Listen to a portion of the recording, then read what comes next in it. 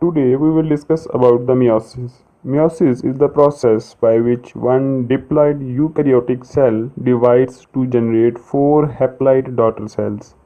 Diploid means the cell in which chromosomes are in the pair or in the homologous pairs, while haploid means the cells with the half number of chromosomes. And in the haploid cells, chromosomes are not in the form of pairs. And in the meiosis, interphase is followed by the meiosis 1 and meiosis 2. Before discussing further about the meiosis, please subscribe the channel for more new videos. In the meiosis 1, the homologous chromosomes in a diploid cell separates and so two haploid daughter cells are produced. It is the step in the meiosis that generates genetic variation. Meiosis 1 occurs in two main steps, karyokinesis and cytokinesis.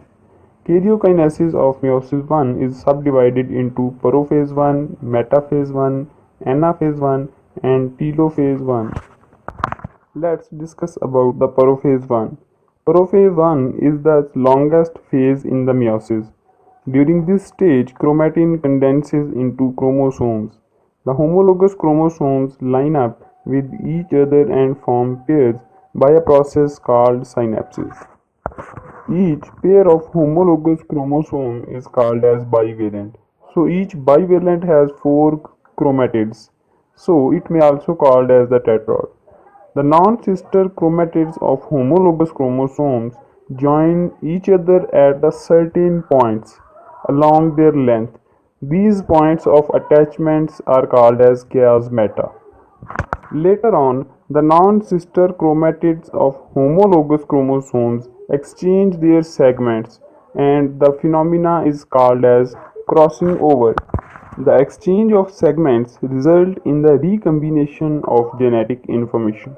After the crossing over, each pair of homologous chromosomes remain as a bivalent. Chromosomes condense further, the nuclei disappear and the nuclear envelope disintegrates. The centriole, which were duplicated during the interphase, migrate to the poles and form spindle fibers. The kinetochore spindle fibers attach with the kinetochore of chromosomes.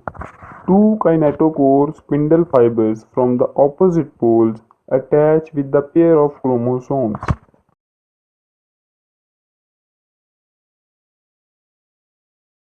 So the next phase of the meiosis 1 is the metaphase 1. In the metaphase 1, the pairs of homologous chromosomes align along the equatorial plane forming the metaphase plate. So the next is the anaphase 1.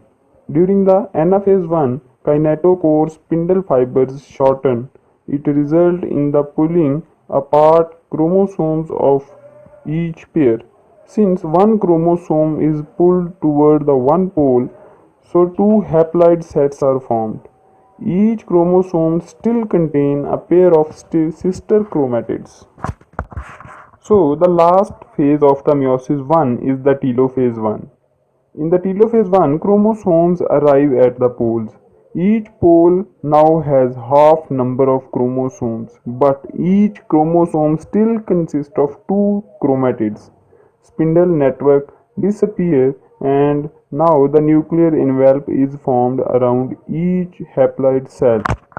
After the telophase 1, cytokinesis occurs and the creation of two haploid daughter cells is completed.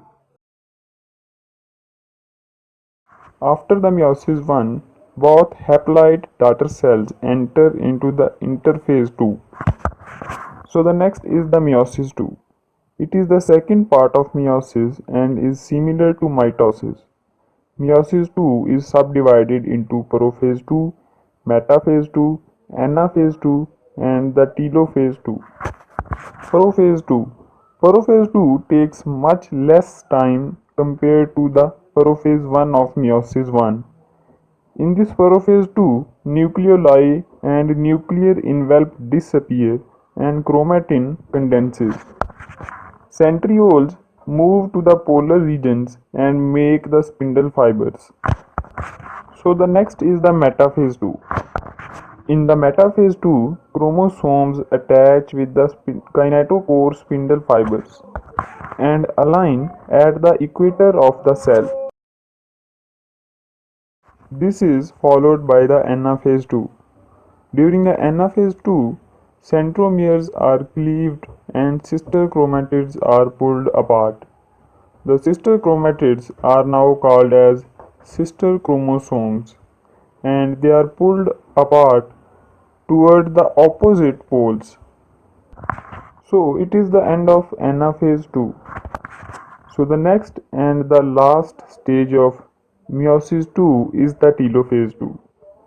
Telophase 2 is marked with uncoiling of chromosomes into chromatin. Nuclear enveloped reform and cleavage or cell wall formation eventually produces a total of 4 daughter cells, each with the haploid set of chromosomes. So the each daughter cell produced after the meiosis 2 has the haploid number of chromosomes.